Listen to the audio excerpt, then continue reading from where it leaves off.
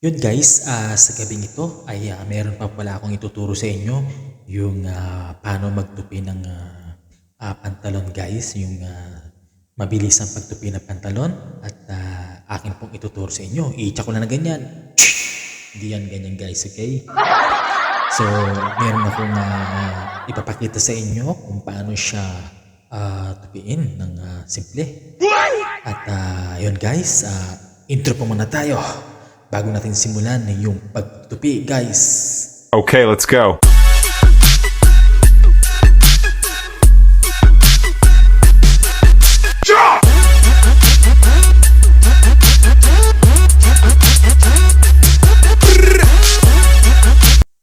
Ayun guys, sa araw po na ito ay meron pa akong natuturo sa inyo yung simpleng paraan ng pagtutupi ng pantalon guys. At ipapakita ko po sa inyo yung simple lang. At tara, hanap po tayo ng pantalon. Yun, dito.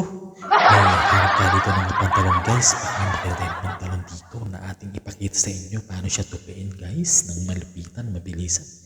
Yun, meron ditong isang puting pantalon. Yan.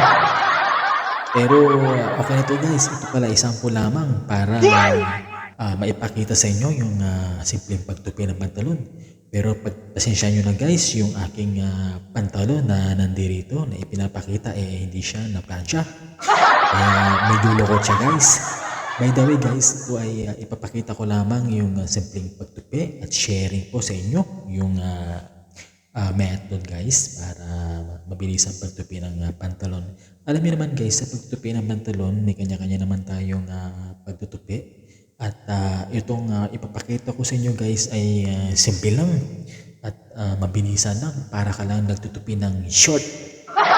At yan, ang una po natin gagawin guys, ipa-flat po natin yung pants sa bed or anuman sa saan man po kayo portable at pagkatapos po siyang ma-flat na ganyan.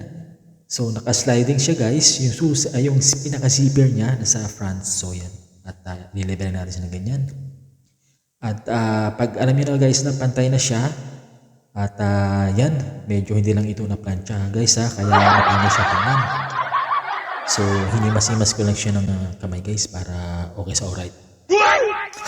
At yan guys, naayos ko na po yung pants dyan.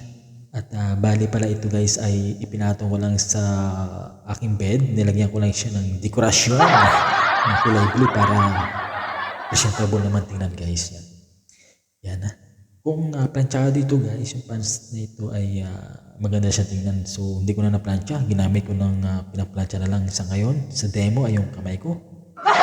Pinaplancha ko lang guys. Pagkatapos pala yan guys, ganito po yung ating gagawin para mabilis po siya at simpleng pagtutupi ng pantalon guys. Ganito. So yan, ihapon po natin siya sa kalahati at ipopol na po natin siya na ganyan guys. Okay, yan. So himas muna tayo dyan sa taas para matay siya kung naratingnan. At yun, pagkatapos yun guys, yung pinaka sa kanan na line ng pantalon, yan, masimasin na natin yan. Tutupi natin siya ng ng 2 folds yan. 1. And then, after na yan guys ay 2. Ipapasok po natin siya sa loob. Yan, ganyan. Ipapasok po natin siya na ganyan. Dahan-dahan po guys, magpasok. Okay, para maganda po siya tingnan. So, ganun din po yung gagawin natin sa kabila. At ayan, ayusin ko naman dito para maganda naman sa paningin ng mga audience guys. At susunod naman guys, ito naman po sa kabila. Yan. Tutupi din po natin yan ng 2 beses. Isa. At yan. Papahin ko muna. May alikabok. Yan. Saka ipapasok natin na ganyan sa pangalawang side sa kaliwa guys. So yan. Yan guys, di ba? Simple lang yung pagtupi ng pantalon. Di ba? Yan, para ka na nagtutupi ng pantalon or ay ng short or underwear, di ba? So yan guys, yan yung simpleng demo ko lang guys na share sa inyo yung pagtupi ng pantalon. Yan, di ba? So yun, kahit paano meron akong may pakita sa inyo guys. Ano ba guys, ako galing din sa hotel.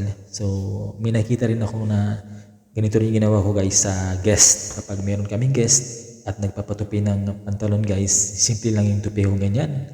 At nagtataka ngayon guys, minsan where's the pants daw, kasi lumit daw yung pants niya, hindi niya alam, ipinasok ko guys at itinupi sa loob. Yun lang, maraming salamat.